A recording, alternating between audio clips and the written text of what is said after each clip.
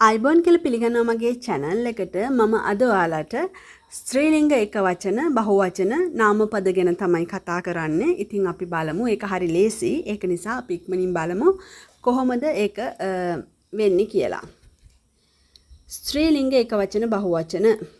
අපි සාමාන්‍යයෙන් පදයක්, ඒ කියන්නේ දෙයක් ගත්තාම ඒක ඉවර වෙන අකුරත් එක්ක තමයි ඒක එක වචනද බහුවචනද ස්ත්‍රීලිංගද පුරුෂලිංගද කියලා හොයාගන්නේ. පුරුෂලිංග කියලා අපි හොයාගන්නේ ඕ අකුරෙන් ඉවර වෙන පද. දැන් අපි මෙතන ස්ත්‍රීලිංග කතා කරන නිසා ඒ අකුරෙන් ඉවර වෙන සෑම නාමපදයක්ම ස්ත්‍රීලිංග ඒක වචන නාමපදයක්. ඒ අකුරෙන් ඉවර වෙනවා නම් ඒක ස්ත්‍රීලිංග ඒක වචන නාමපදයක්. හරි, උදාහරණ බලමු. මේ ඔක්කොම ඒ අකුරෙන් ඉවර වෙන්නේ. සේදියා, පිනේස්ත්‍රා, පෝර්තා. අපි උදාහරණ 8ක් තියෙනවා. ඒ 8ම බලමු. සේදියා. එතකොට අපි මේකට දාන ප්‍රත්‍ය තමයි ඒක වචනවලට ඒ අකුරෙන් ඉවර වෙන ඒවට ලා කියන ප්‍රත්‍ය දාන්නේ ස්ත්‍රීලිංගේ වට. සේදියා.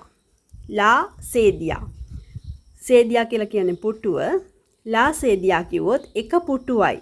අපි දැනගන්න ඕන ලා සේදියා කියලා තිබ්බොත් එක පුටුවයි. ඒක බහුවචන කරන්නේ ලා එක ලේ වෙනවා. මෙතන මේ ඒ එක ආ එක ඒ වෙනවා. ආ කියන එක ඒ වෙනවා. අපි මෙතන ඉංග්‍රීසි භාෂාවෙන් බැලුවොත් මේ ඒ අකුර ඊ අකුර බවට පත් වෙනවා. මම හිතනවා ඔයාලට තේරෙනවා ඇති කියලා. ඒ අකුරෙන් ඉවර වෙන පදයක් නම් ඒක ඒක වචන පදයක්. ඒක නිසා ඒකට දාන්නේ ලා කියන ප්‍රත්‍ය. ඒක බහුවචන කරන්න නම් මේ පුටුවක් කියන එකනේ සේදියා කියන්නේ එක පුටුවනේ. පුටු දෙකකට වඩා වැඩි ප්‍රමාණයක්. එතකොට ලේ සේදියේ කියලා තමයි කියන්නේ. මේකත් බලන්න පිනෙස්ත්‍රා. ඒ අකුරෙන් ඉවර වෙනවා. එතකොට ලා ෆිනෙස්ත්‍රා කියපුවාම එක ජනේලයයි. ලේ පිනෙස්ත්‍රේ කියපුවාම ජනේල් දෙකකට වඩා වැඩි ප්‍රමාණයක්. දෙකක් තුනක් වෙන්න පුළුවන් බහුවචන. ලේ පිනෙස්ත්‍රේ. ලා පෝර්තා. ඒ අකුරෙන් ඉවර වෙන්නේ. ඒ නිසා ලා දාලා තියෙන ඉස්සරහට එක දොරයි. ලේ පෝර්තේ. මේ අකුර ඊ වෙලා ලා ලේ වෙලා ලේ පෝර්තේ දොරවල් කිහිපයක්. ඊළඟ උදාහරණය ස්කාලා. ඒ අකුරෙන් ඉවර වෙන්නේ. ඒක නිසා ලා ස්කාලා එක පඩිපේලියයි. ලේ ස්කාලේ පඩිපේලවල් ගොඩයි.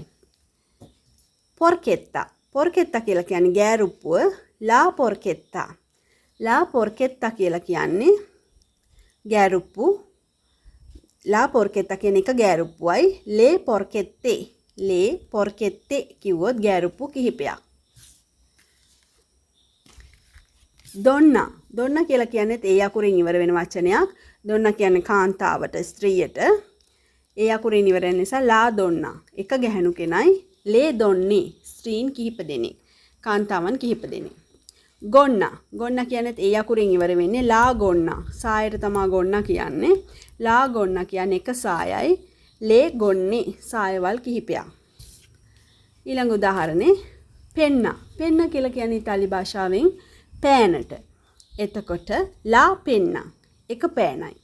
ලේ පෙන්නේ පෑන් කිහිපයක්. දෙකකට වඩා වැඩි ප්‍රමාණයක්. ඉතින් මං හිතනවා ඔයාලට තේරෙන්නේ නැති කියලා. මේක හරි ලේසි. අපිට දැනගන්න ඕන මෙන්න මේක තමයි ස්ත්‍රීලිංග පදවලදී. ස්ත්‍රීලිංග පද ඒක වචන බහුවචන කියලා බෙදෙනවා දෙකට. අපි සාමාන්‍යයෙන් ස්ත්‍රීලිංග පදයක් හොයාගන්නේ නාමපදයේ අවසානයේට ඒ අකුර තියෙනවා නම් ඒකට ලා දාපුවාම ඒක ස්ත්‍රීලිංග ඒක වචන නාමපදයක්. ඒ ලා එක ලේ කරලා මේ ආ කියන එක මේ ඒ අකුර ඊ අකුර. ඒ කියන්නේ ඒ අකුරනේ දැන් ඉතාලි භාෂාවෙන් කියන්නේ ඒ ආ මම ඉංග්‍රීසි භාෂාවෙන් කියනනම් ඒ අකුර ඊ අකුර බවට පත් වෙන අන්තිම අකුර. එහෙම වුණාම තමයි ස්ත්‍රීලිංග ඒක වචන පදේ ස්ත්‍රීලිංග බහුවචන පදයට පත් වෙන්නේ. ඉතින් තවත් මේ වගේ වීඩියෝ එකක් අරන් එනකම් ඔයාලට සුබ දවසක් කියලා මම ප්‍රාර්ථනා කරනවා.